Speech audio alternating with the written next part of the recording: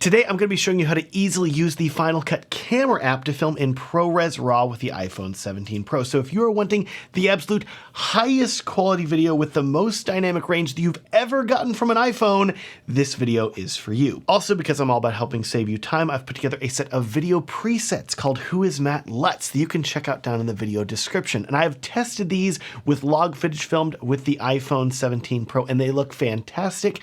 And they work with both the Final Cut camera app as well as the Blackmagic camera app, as well as pretty much any other camera that uses a log profile. So if you're wanting to get consistent, beautiful colors in your films, no matter whether you film them with an iPhone or any other camera, you gotta check out these presets down in the video description. Now, before you ever open the app, you're going to need two important things if you want to record ProRes Raw. One of which is absolutely necessary, and another which is really helpful. The first is an external SSD, as well as some way to mount it to your phone, like a MagSafe connector. The iPhone 17 Pro can only record ProRes Raw to an external SSD, not the internal storage, and I will link in the video description to SSDs I recommend, as well as cables and MagSafe mounts that work well for attaching the SSD to your phone. Second, this is not a requirement, but I would highly recommend investing in a gimbal or stabilizer of some sort to use when filming in ProRes Raw, because the iPhone is going to disable all image stabilization when recording in this format, and any tiny shake of your hands while holding your phone will show up in the footage. You could look at a phone gimbal like a DJI Osmo Mobile 7P or a Hohem iSteady V3 Ultra, or what I have personally been using is an RS4 Mini with a phone mount. The main thing you need to keep in mind is that most phone gimbals are not going to be compatible with a MagSafe SSD mount, and if you have an SSD dangling from the phone, it's going to mess up the stabilization. Because of that, I will link to separate ultra compact SSDs that should be compact enough to work with the phone gimbal while still being capable of recording ProRes Raw in the description as well. Now it's time to open up the Final Cut camera app, and this app is relatively intuitive, but there's one important thing that you're going to want to do before you do anything else. You're going to want to take your external SSD and plug it into your phone before you change the app settings, telling it to record in ProRes Raw. And yes, I am going to leave the SSD just dangling here because of this tutorial, because my tripod doesn't let me mount the SSD to it because the MagSafe is blocked. So that's what we're running with here, and I promise you it'll be okay. Now, the reason that you want to plug in the external SSD before anything else is that if you try to enable ProRes Raw without having an SSD connected, the app's going to give you an error and change your recording to a non-RAW format. The app needs to detect that the SSD is connected before it will even let you access ProRes Raw.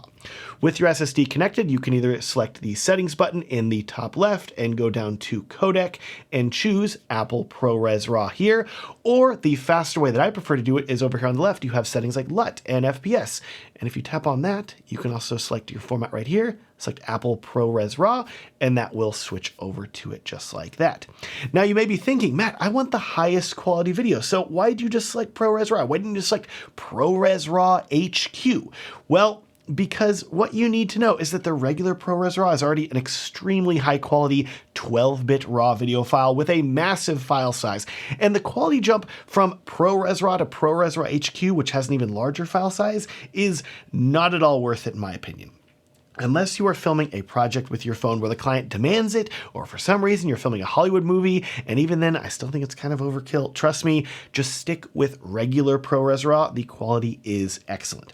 When you choose ProRes Raw, you're going to see this new settings bubble has appeared down here at the bottom of the app. In this case, it says Lexar because this is a Lexar MagSafe SSD, which is pretty cool. And I want you to notice that here it says you can either save your footage to the Lexar or to on my device, but if you choose that, it's going to go back to regular HEVC video and not use ProRes Raw. It's going to have you select the external storage. So we're going to have to go back over here, select Lexar, and then we can select ProRes Raw. Unfortunately, there's no way to select which folder your ProRes Raw is going to be saved to on this SSD. Whenever you connect an SSD and start recording with the Final Cut camera app, it's just going to create a new DCIM folder in the root directory of your SSD and record any of the raw video files there. So if you're confused about where your files are, that's where you're going to find them on the SSD. The good news I have for you is that if you use the Blackmagic camera app, on the other hand, that does let you select the specific folder where you want to save your ProRes Raw video files to, and I would really love to see Apple add that capability to the Final Cut camera app as well.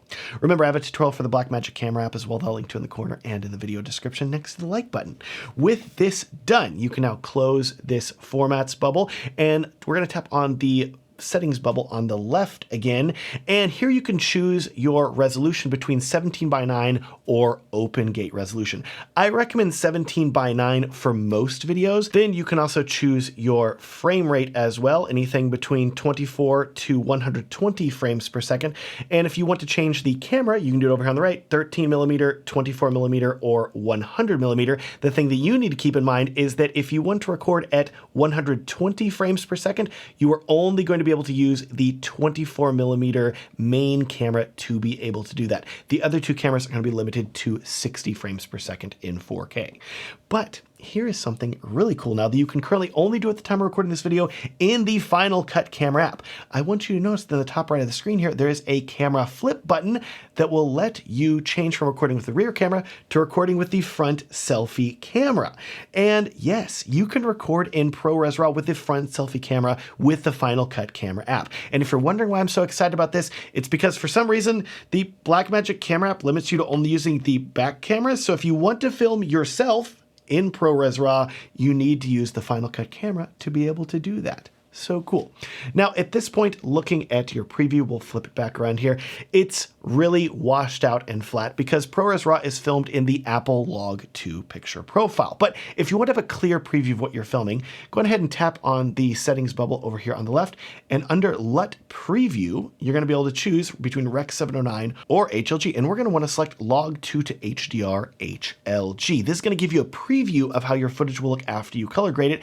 But keep in mind, this is just a preview. The footage that you record is still going to be flat and log recorded to the external SSD. With that done, you'll have more settings that will be visible on the right side of the screen if you tap the settings slider button on the top left. Here you're going to have a lot of cool settings, including the ability to lock or unlock the orientation of the screen. If you want it to stay locked horizontal or vertical, you can change between autofocus or manual focus with the second setting.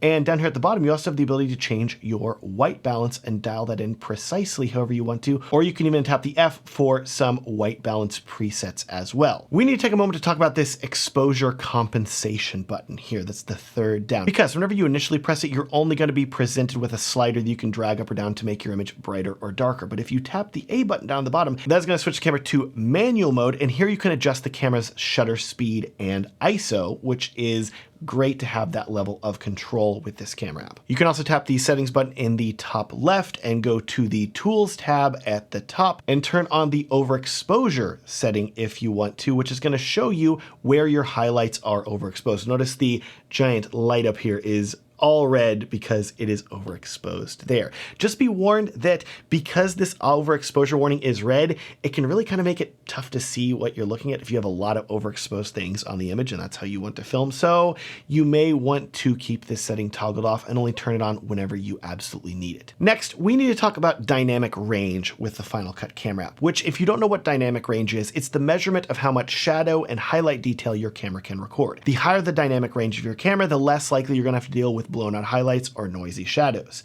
And here's the unfortunate truth that I've discovered after spending a lot of time testing the Final Cut Camera app. You will not have as much dynamic range when filming with this app versus the Blackmagic Camera app. This is because the Blackmagic Camera app appears to be using a special recording technique to record multiple exposures at the same time and combine them to increase the dynamic range by 2 stops, while the Final Cut Camera app is not doing that. As an example, look at the tree details in this shot filmed with the Blackmagic Camera app versus the same shot filmed with the Final Cut Camera app. There is less highlight detail in the tree branches. I highly recommend watching my ProRes Raw Blackmagic Camera app tutorial, which I will link to in the video description so you can learn more about how this extended dynamic range feature works with that app. So what should you do? In short, if you're filming in a studio environment with full control over your lighting, it won't matter which one of these apps that you use. Set the shutter speed to double your frame rate to 1/48. So if you're filming at 24 FPS, 1/60th at 30 FPS, etc., and then set your ISO as low as you can while making sure that your footage is not underexposed. But if you are filming outdoors, I would pretty much always recommend using the Blackmagic Camera app unless you need to record with the front camera in ProRes Raw, which is only currently available in the Final Cut Camera app. And that is how you film in ProRes Raw with Final Cut Camera. If you haven't checked them out yet, I would highly recommend checking out my color presets that work great with the iPhone 17 Pro, as well as any other camera you may have, no matter whether you film in a log picture profile or not. I will link to them down below. Also down below, I'll throw a link to my Edit Videos Like a Pro guide. This guide is completely free and will walk you through some of the biggest things. It took me years to learn as a video editor, and I think it's going to be super helpful to you. Thanks so much for watching. Please like this video if you enjoyed it, subscribe if you loved it, and have a great day.